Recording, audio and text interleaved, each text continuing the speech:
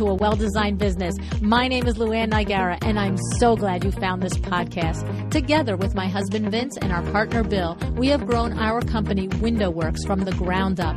So I know and I understand the challenges you face in running your interior design business. I also know that your talent alone isn't enough to ensure your success. So on this podcast, we talk about strategies and practical steps to help you grow your business. But make no mistake about it, we have our share of fun here too, mixed in with those aha moments that I love so much.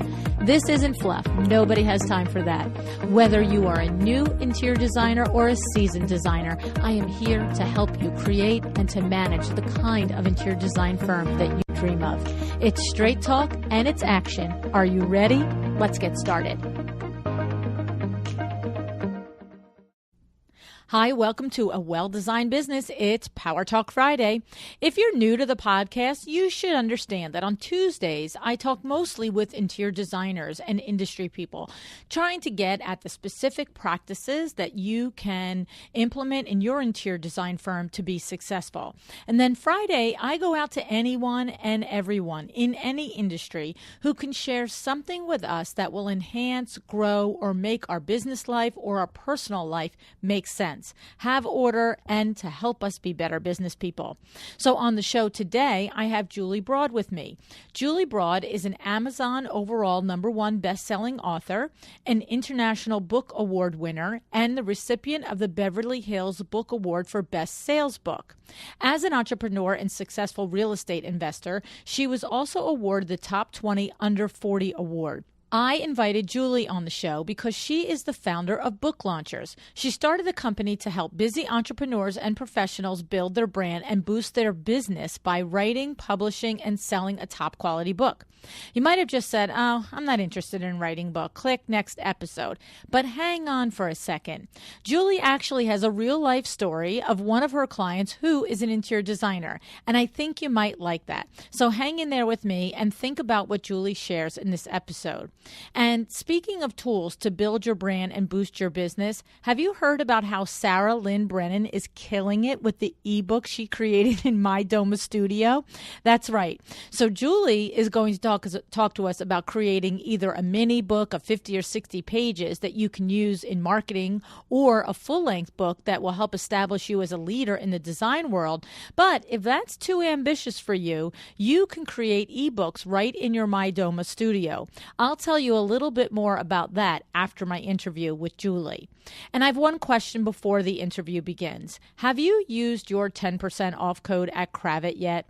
You know Kravet has been a loyal sponsor of this podcast since the very beginning, helping me now for nearly 3 years bring this show to you. And when you open your trade account with Kravet, you can place any one order for Kravet wallpaper, fabric, or trim and get 10% off using the code AWDB10 at checkout. That's right. Specify Kravet product for your next fabric, wallpaper, or trim, and that 10% gift from Kravet goes right back into your business. Or take yourself and your family out to a nice lunch or dinner with that savings. The next time you go to place an order for fabric, wallpaper, or trim, specify Kravet and use AWDB10 at checkout for 10% off any one purchase. And I like to say, too, the next time you're in a Kravet showroom, thank the showroom manager for this gift and for their sponsorship of the show. All right, let's talk about writing a book with Julie Broad of booklaunchers.com.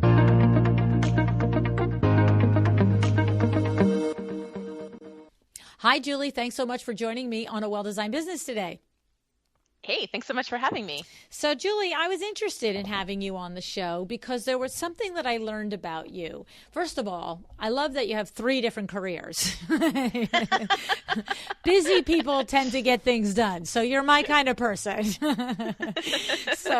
But you have a real estate background, you have a branding background, and you also now have this new company, booklaunchers.com, where you help authors publish their books. And I love the way you make the distinction that it's personal and professional publishing team that you function as, not as a publisher. So it's funny because, of course, I have my book, The Making of a Well-Designed Business, and it's quote unquote self-published, but it's exactly this sort of thing. It's self-published where, yes, I did all the writing and then somebody else did all the selfing part of it. Right?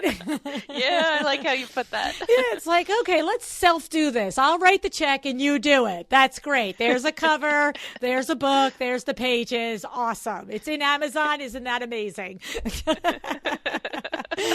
And I have people that ask me, oh, you self-publish? Yeah. So how do you upload it to Amazon? I have no idea. That's for the other people. But you are that type of company, right? So I didn't happen to use your company. I didn't know about it. I'm not even sure if you were launched 3 years ago when I made these agreements. But the thing is that the thing that I wanted to have on this conversation with you, Julie, is that, look, we have celebrity interior designers in our industry that, Rizzoli is going to knock on their door and say, hey, would you put together this fabulous coffee table book for us? And we'll do all of that. And that is a publisher that approaches, or you might pitch, your agent might pitch, you or yourself might pitch that publisher to produce that book for you. That's not what we're talking about. We're talking about regular, average people, just like me, just like our friends, our interior designers listening, that maybe feel like they have a book in them. And no publisher is knocking down their door to do that. The world has changed. I don't even feel it's a negative connotation anymore that you publish your own book, right? Yeah, I think the distinction isn't self-publishing versus traditional. I think it's professional and not professional. Right. That to me is the distinction. And frankly, with Barnes and Noble on the chopping block, the real benefit of working with a traditional publisher, which was pretty much guaranteed distribution in Barnes and Noble, that's disappearing really quickly. Mm-hmm. So, I think the world of publishing is going to change even more. But yeah, there's no stigma with self-publishing anymore, especially if you do it in a way that people can't tell. You don't want to write a book and people go, oh, you self-published. You took all those papers out of your copier and you stapled them together really well. Yeah, exactly. Right. I mean, and it's funny because even as I started to look into this, when I was approaching my business plan for the podcast, and I knew that the few books were going to be on the table for this whole plan here. And I looked into it. Even 3 years ago, it was already like, there's no stigma to this. There's no downside to this. I love the ability to do what I like to do, which is get things done. You know what I mean? Mm-hmm. Like, I want to write a book. I want it in the world. I don't have to convince 5,000 people. I just have to do it. I just have to. And if the book itself is not a good book, well, then that's on me. You know what I'm saying? So I have no problem with it. And so the thing is, what I would love for you to talk with us about today is, as an interior designer, what is there? You are a branding specialist as well as having been a realtor. So you know what our world is like. You know, as a small business owner, what our world is, our ponds are like. And also as somebody who comes to it from a branding perspective. What are your thoughts on a solopreneur or a designer with maybe a small firm of 5 or 8 or 10, or a designer with 50 people? These are not huge platforms in contrast to what happens in the world. What's your opinion on a business owner at this level putting a book out? Yeah, I mean, I think it's a brilliant way to differentiate yourself from the competition and stand out. And one of the things a lot of people forget is if you create a brochure, it's really easy for people to throw that in the bin. But if you create a book, people just won't throw books out unless they're really awful or offensive. They'll leave them sitting on their desk until they're finally tired of looking at them, and then they'll probably give them to somebody else. So it's really, really great investment in marketing material that lasts forever. But I think to do it and have it make sense for you, because there is an investment, time, money, energy that goes into it. You want to make sure you're clear on your goals. And one of the book projects I worked on before I was in book publishing, it was when I was really coaching took my real estate background and then started helping people in the real estate space with their branding. One of my clients was an interior designer, and she really wanted to focus on working with realtors for staging their properties. And so what she was going around from office to office, and she was finding she wasn't getting callbacks, and she figured people were doing just that with her brochure. They were tossing it in the bin as soon as she left, or a week later, but there was no callbacks. So we worked on an ebook initially, and then we turned it into a 50-page. It was not a big book, but it was a 50-page book that really was something they could give their clients, and it was all about how to stage your home by yourself. And of course, a lot of people are going to read the booklet and go, "Don't you have someone who can do this for me?"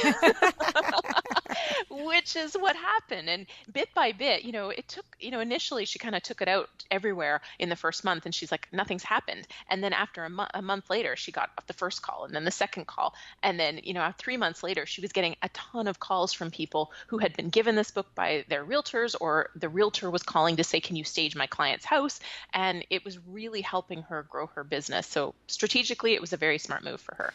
And so when I'm visualizing this marketing plan, it's happening on a couple of different levels. Obviously, the basic level that you mentioned is, even if I look at somebody's brochure that they cold call and bring into me and I'm interested in it, I'm not likely to keep it or know where it is when I need it 3 months later. So maybe I'm a realtor and I think, oh, I don't need anybody to stage. I've got Susie Q. She's been doing my staging. We're good. And then 3 months later, Susie calls her up and says, we've got a transfer. I'm leaving, I'm moving, or I'm having a baby and I'm out. And then your brain goes, who is that designer that walked in here 3 months ago, right?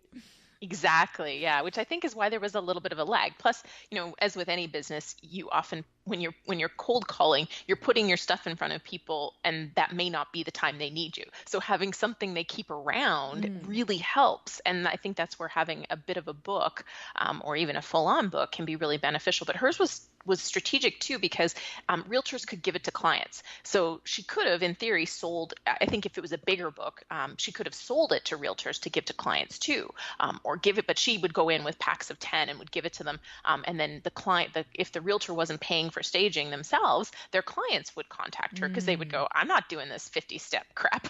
Right. Yeah. So I love it. I love it from that standpoint, the longer shelf life, because it is so true. It is so hard. I am not a clutter person, and I am not a saver person. In my house, if it's sitting still, I'm probably going to throw it away. But I have a hard time with books. It's true. Mm-hmm. Even books that I've finished reading or I have no intention of reading, it is very hard to throw a book away. There's just something so sacrilegious about it, right? Yep. And so I love that. I love that idea that it sits around longer for when the need arises. But the other part that I love in it from a marketing standpoint is that the most professionally made brochure that conveys the most pertinent information is not going to stand side by side with the same credibility as even a 20 or 30 or 40, 50-page book is. It just inherently, we're going to put more value on the book as long as it's well done. But inherently, we're going to put more value and say, this person must really know what they're talking about.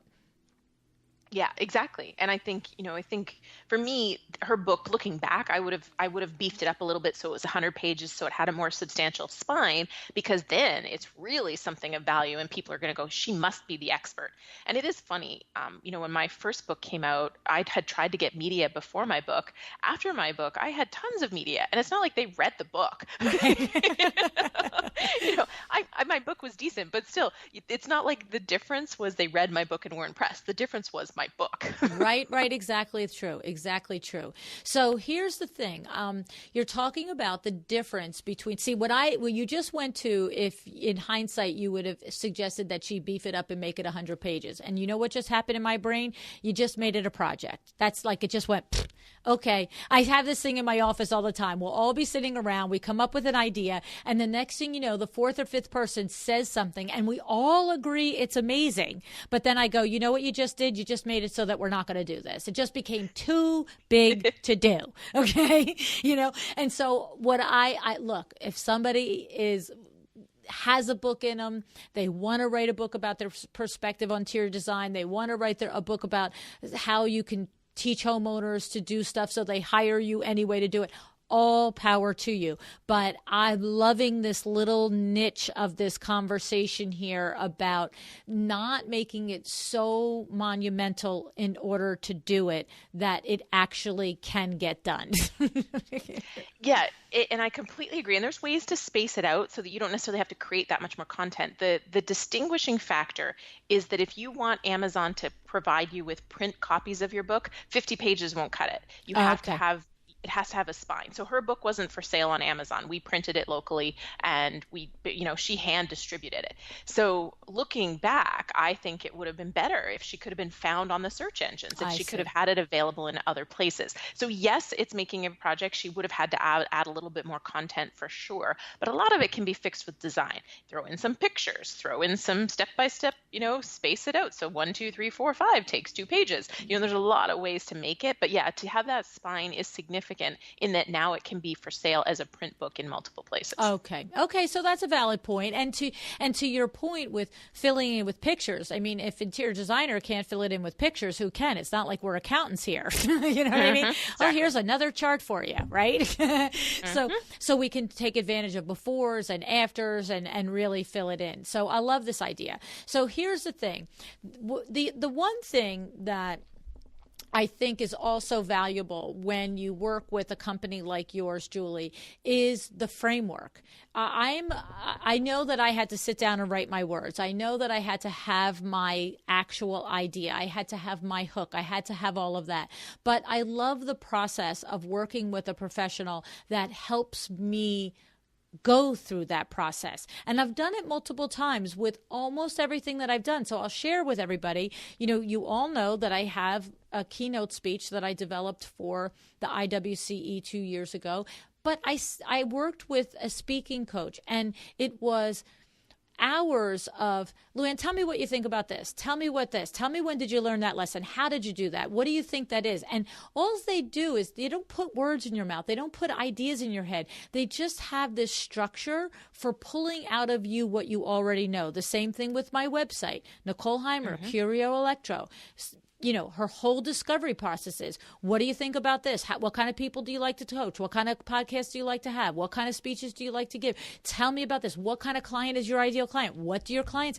They just bring it out of you. And I found that to be the same process with what you do when you work with a self-publishing company like yours. So you do that for your authors, right, Julie? Yeah, absolutely. I mean, that's one of the big things that a lot of people need help with, and they don't even realize they need help with it. And a lot of people are going, oh, I've got this great idea. And then we ask them a few questions, and then they realize, oh, my idea could be so much better. Yeah. So that process I thought was very beneficial of it's, and also too, it's the sounding board of somebody who doesn't love you. Right? Let's just be serious. Oh my goodness. It's so true. I try to tell people this all the time. And I say, they say, oh, my family or my friends, they think my book idea is great. And I'm like, have they ever told you that any of your ideas have sucked? Right. Like truly. And I have some really smart friends, and I know I've had some bad ideas, and I have never been told my idea sucked by a friend. Exactly. And I also found in the process that there is a confirmation of your ideas as well. So I came to the process with my idea for the book and my loose outline of the way I thought it would go. But the big idea was that I said that I wanted to have a personal story related to every business lesson I wanted to teach. And I drove around. I remember I came up with the idea when I was coming back from Long Island on a project one day. And I thought, is that the dumbest thing in the planet, or is that brilliant? And so I started, as I'm driving on a napkin, going through my life and thinking about a story that relates to a business lesson. And did I have 10 stories instead, 10 lessons that the story actually enunciated the lesson? And I had like 20. And so then I come back and I called them and I'm like, is this the, and they're like, that's a book. And I'm like, okay. Right? Because otherwise, without that advantage, I might have just circled the drain for weeks and months not knowing, right? Mm-hmm.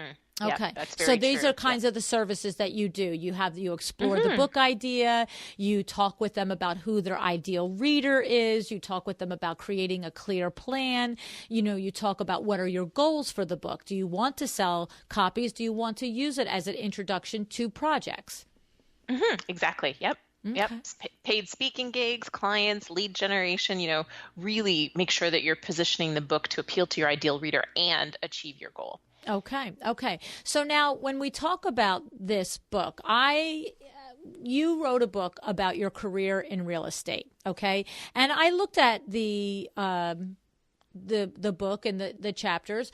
And the thing about it is that I don't know how to say this it's not meant to offend. It is just what it is.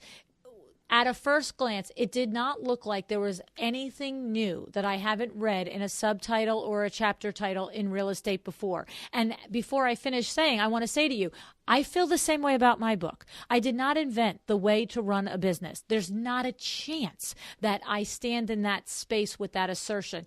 I just have my spin on it. And so when I looked at your book on the real estate, More Than Cash Flow, I had the exact aha moment. This woman, Julie, did not invent how to make money with real estate, but you put your spin on it. And isn't that the same thing for every interior designer that's thinking, well, what am I going to write about interior design that hasn't been written before? But that's not the way to look at this. Am I on the right track? Do you agree?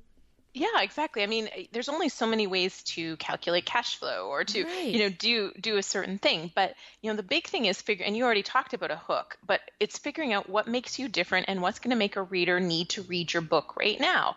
And that is really like a lot of times we walk our clients through, okay, what do you do differently in your industry that nobody does? Or if that doesn't hit a chord, we go, okay, what pisses you off about your industry? Right.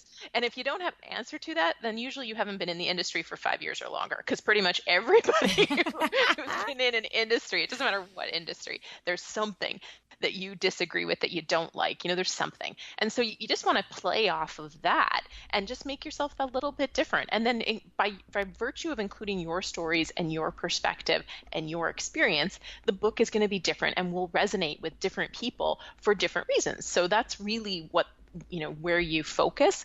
And it's not about reinventing the wheel, because there's certain fundamentals in every industry that are always going to apply. Right. I mean, that's the thing. And I think that's what stops a lot of us in our tracks when we think about something as on a much lower level of blog post, or on this level writing a book, is that we think, well, I don't have anything to say that hasn't been said before. And the big aha lesson is, but no one has said it the way you have said it before, the way you say it. And that is the crux of it in there. And I love, you just enunciated one of the ways that when you work with somebody who's a professional at doing something, they help you be better at it. Because even that sentence, what makes you mad about your industry?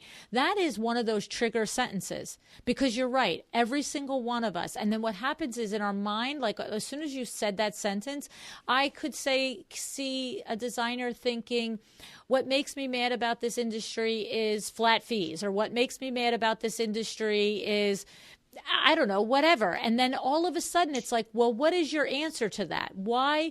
What do you do that's different, that doesn't require that part that makes you mad? And then now all of a sudden you're on to you, right? Exactly. Yep. Yes. See, these are the little things that happen. I love it. Now, one of the things that we talk about with you is in your branding, because you also are a speaker that you talk with across industries on how to get to the heart of your brand. You had something that intrigued me: 42 mistakes that we make in our communication that dilute our message to people. Of course, I'm not going to ask you to go through 42 of them, but could you share a few of them with us? That was very powerful thing that made me go, I want to know that. Yeah, I mean, hopefully I didn't do any of them in the last 20 minutes, but I want to know. I mean, a lot of it happens in person, but on the phone too. One of the things that a lot of, not a lot, but there's a percentage of generally the female population. I haven't heard a male do it. Doesn't mean they don't, but it's simple things like raising your voice at the end of a sentence, and so it sounds like a question. And when you do that, it just people go, are you asking me or do you believe that? And so you could be making a bold statement, but because you're going, I'm trying to think of an example. Right. Your car has to have four wheels, right? That's a statement, that's a fact. But if you go, your car has to have four wheels, Right. it sounds like a question. And there are people who do that without knowing it. So there's things that you're doing. And the same thing when you walk in a room. You might walk in and kind of hunch over, and it just might be how your body position is, but that's telling people, oh, something's wrong, she's not confident. Those kind of messages are all coming from your body language, and it dilutes your message. Because if you're not carrying yourself with confidence and speaking confidently with whatever it is you're presenting, that dilutes your message. People go, well, I don't know, I didn't really think she believed what she was saying. And it's one of those things where these kind of things are when people walk out of a room going, yeah, I liked what they said, but I just didn't believe them. Or I liked what they said, but I just didn't trust them. It's those little things. I'll give you one more. Touching your face while you talk. People may not even realize it, but that actually detracts from the trust. So, men in particular, stroking their beards and things like that, it subconsciously kind of tells people they're hiding something or they're lying. It's this process. So that's another one that people do and they don't realize it, and they're communicating things they don't intend to communicate. Well, and it's true, because this is so important for an interior designer in that I was going to say in that pitch, but in that presentation, in that consultation, when you are first meeting a client in their home. You have to think about, sometimes you come away and you think you did a great job at presenting and they don't follow through. But if there's 42 ways that you can screw up communicating, right? Then if you hit 6 or 7 of them, then that's just going to be your potential client left with possibly just an overall not fabulous feeling, even though, to your point, the message and everything in there was solid, but the communication and the sub-level communication is indicating other things that makes the client say, maybe let me call another one and see what another designer thinks or says. And don't you agree that sometimes if we're getting the subliminal communications, right? So you just said that if you're touching your face while you're talking, that we're sort of wired to read that as mistrust, or that the other person is hiding something. So that's like what you're describing, and correct me if I'm not reading you right on this, I'm not understanding you right on this, but we're wired to get that feeling. It's not a conscious thought. We don't watch somebody touch their face and go, oh, that's a sign of that I shouldn't trust them.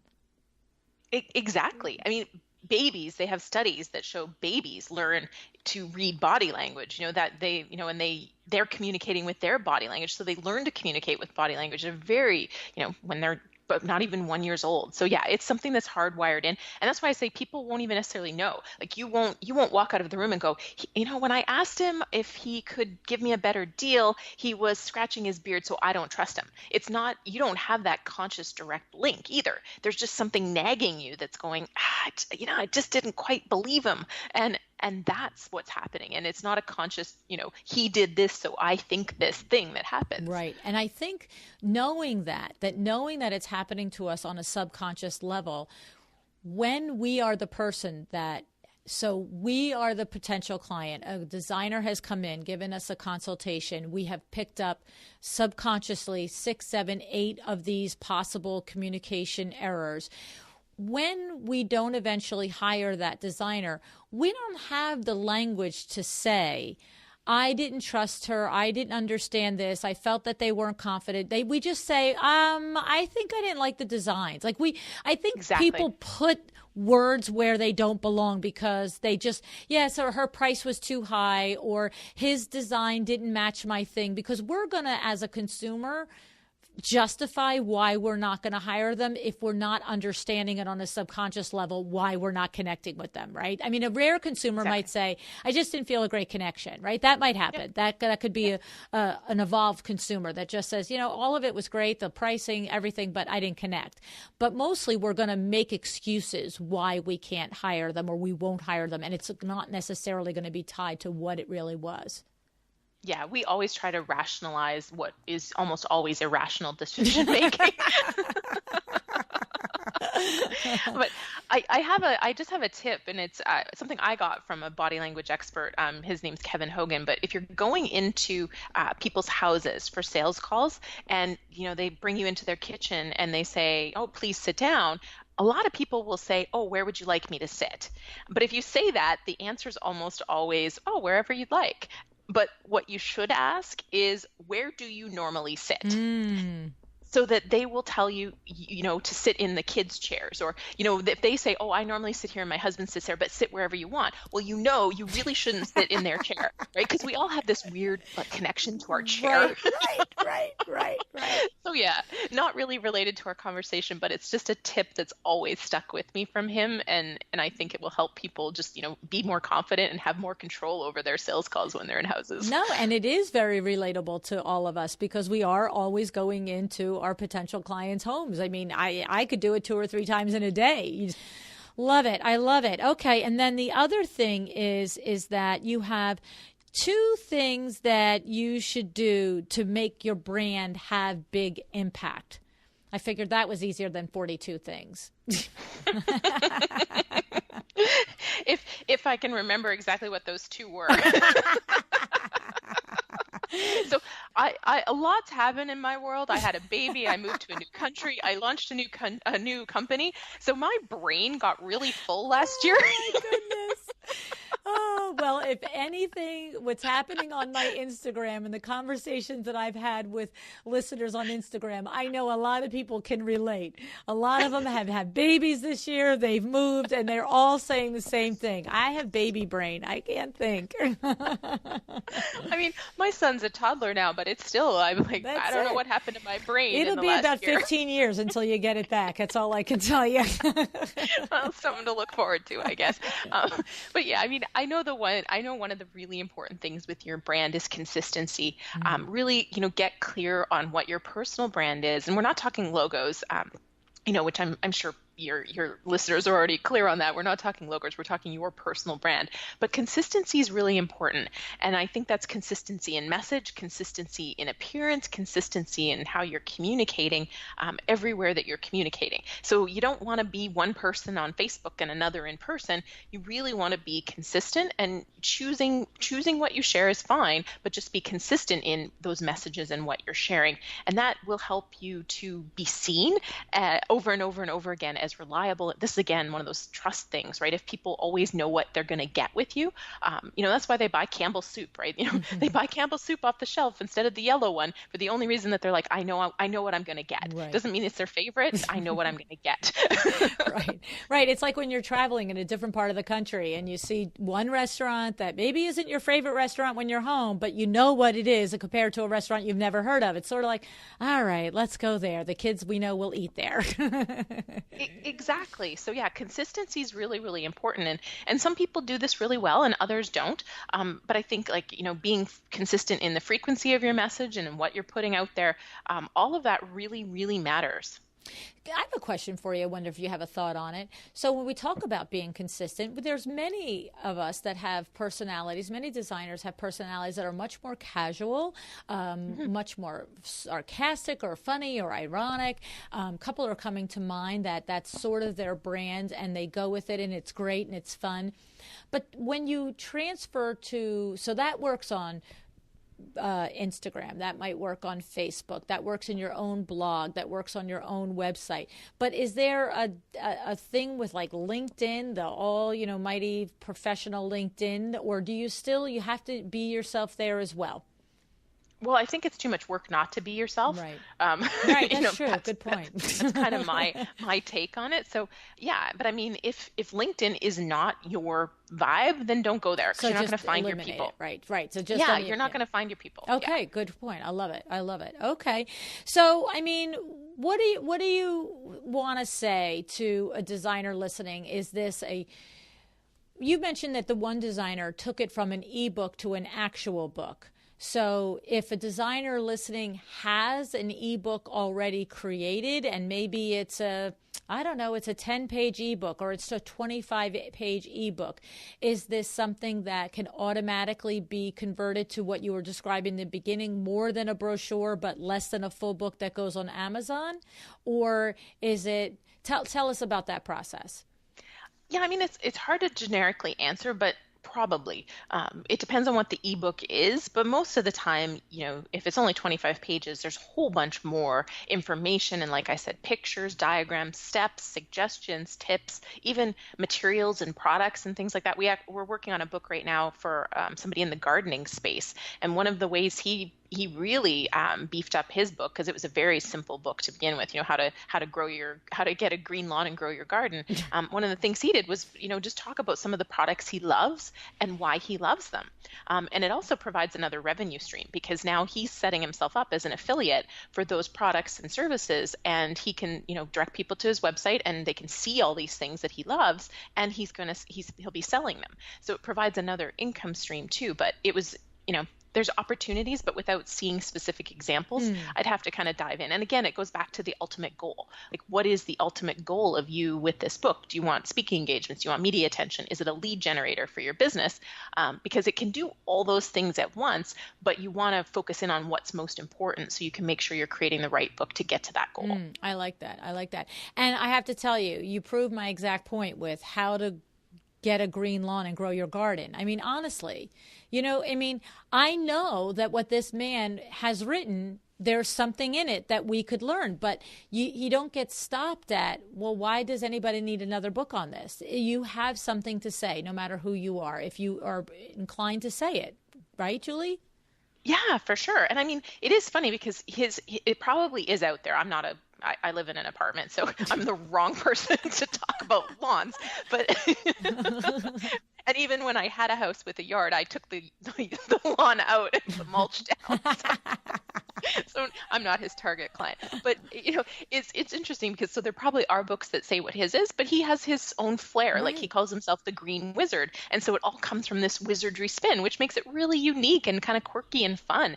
And that's him, and that's his personality. So bringing his personality into it means that it's going to be perfect for the people who like kind of a quirky style, fun read, not just a step-by-step manual. Exactly. I know. It is the big, even with the podcast, it's something where you go every single day and you put a Google search in, and there are just more and more podcasts in the business space, in the interior design space. I think since I've launched my podcast 3 years ago, there's probably 10 new podcasts in the interior design space. But when you listen to them show to show to show, they're all completely different because every host is a complete different personality. And even though some might be interview based and some are solo based, even what you already know as an individual is different than the other host. And so the conversation with the same guest goes in a completely different direction, right? Because you bring your own thing to it. Exactly. So, yeah, for sure. And so that is the same for an interior designer who is thinking that maybe they would like to write a book or create a book that they can have on the bookshelves at Amazon or use as a smaller version to be a lead generator for them. And I like that idea too of bringing it into area businesses. I tell designers all the time, go make friends with the kitchen designer, with the window treatment retailer, with the tile company, because we all need to be able to refer our clients to you. But I got to know who you are, and I got to remember who you are. And I have to know, I have to base something on it if I haven't personally worked with you that I can recommend you buy. And of course, if I'm looking at a book that you've written and I've read it and it's good, hello, right? Yeah, that's a great example because in my my business, there's a lot of people that we don't help. There's, certain clients that are perfect for us, but then there's some that aren't. And so I always try to remember people to refer, hey, listen, this is a children's book specialist, or this is something.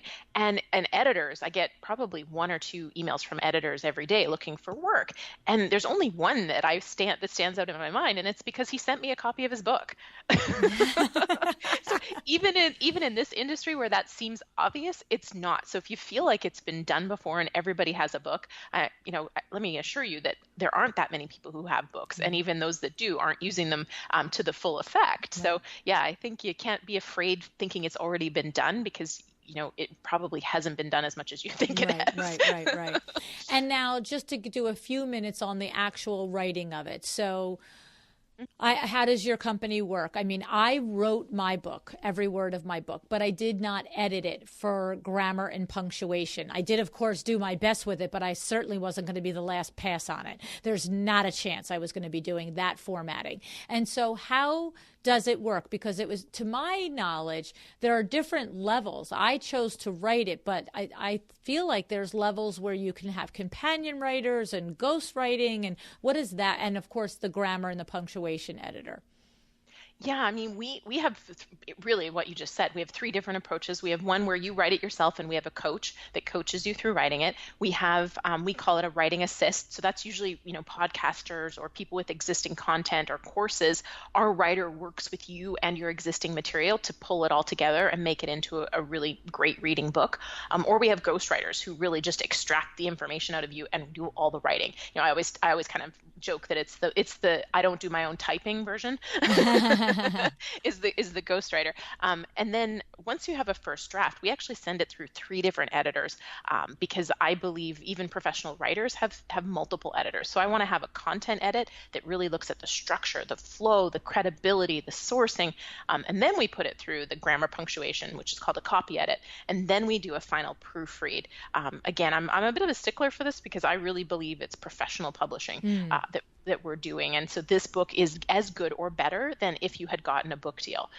And so I'm a touch on the anal side on that, but it also creates great books, right? So the editing process is challenging to go through. It's always hard to have somebody, it's like send you back to grade school. Right. You get a document back covered in red, but it is what takes, a good book and turns it into a fantastic book through that process. So yeah, that's how we work it. Some of our writers actually don't write their book; they speak it. So they'll they'll speak it out, driving in their car or just walking. They get it transcribed, and then our editors will take it from there and really take it from something that's spoken to something that's written. I love that. Actually, that is exactly how I did the first book. I spoke it, then got the transcript, and then rewrote it and made it not be 19,000 run-on sentences, because we all know that's my superpower is run-on sentences. But then made it into a cohesive thing. And then, to your point, the content editor, that was valuable. The content editor then looked at my book and made suggestions. I thought that this paragraph belonged in this chapter. I thought that these 2 chapters could become 1 chapter. And so that was valuable feedback for me. And then the funny story is that there was one story that I included in the book that it was the only thing that the content editor said, my suggestion is that this does not belong in the book, that you're putting it into this chapter, but it really doesn't go here. Here's why, blah, blah, blah. And it was the only thing that they wanted me to change, other than moving around chapter paragraphs here and there, and of course, punctuation and grammar. And it was funny because it was a story that I really particularly loved. It's a story about my daughter when she was going to the airport in high school, and her and I had a hilarious experience. Not so hilarious for her at the time, but super hilarious for me at the time, and now hilarious for her. And I read it over and over, and I sat with that about 4 or 5 days, and I just kept saying, but I want it there. I just want it there. And so I left it there. And I thought, like I have this saying at Window Works is my primary business, Architectural Digest isn't coming. The drapes need to be amazing. The room needs to be amazing. But by the way, it's amazing for our level. And so I thought, you know what? You're not writing War and Peace, Luann. You want the story there. Leave the darn story there. Well, you know what was funny, Julie? I don't think the book was out 2 weeks. And one of the designers, Kylie Ponton, who is been a true friend and loyal listener of my podcast from the beginning, texts me and says, or message me on Facebook and says, I sat here last night at the kitchen table reading your book and hysterically laughing of the story of you and your daughter at the airport. And my husband is looking at me like, what's wrong with you? And she's just like, I couldn't even speak. I'm just like, you wouldn't understand. So sometimes you just have to go with your gut. Absolutely. And that's the beauty of self-publishing too. Right. It's 100% your book. So you can make that decision. If you go with a publisher, they'll cut it. They'll go, no, we don't want this. Boop. That's exactly right. A publisher would have said, it's not going in. And that was to my point at the top of the conversation. I like the idea of doing it this way because I want to do it and get it done. I don't want to have committee meetings about it. I don't want consensus from 50 people on it. It's my darn book. I want to write it and I want to put it out there. I want your expert advice and your opinion, your feedback, and your critique, though. So, right? Exactly. Yes. So that's awesome. Well, I have to tell you, I think it's a cool thing. I love the idea of using it as lead gen for our interior designers, possibly something to leave with their clients at their consultation. It is a big thing to do, even with the different ways that you can get assistance with it. Look, we know writing a blog post is a big deal sometimes. So putting a book together is not hey, by the way, I'll just do this. But if you feel like you have it in you and you feel like you have the something to say, your spin on it, a company like Julie's, booklaunchers.com, is a valuable resource in being that fresh set of eyes that walks you through the process. So I think it's an awesome thing, Julie. Thank you. Yeah, thank you so much for chatting with me today.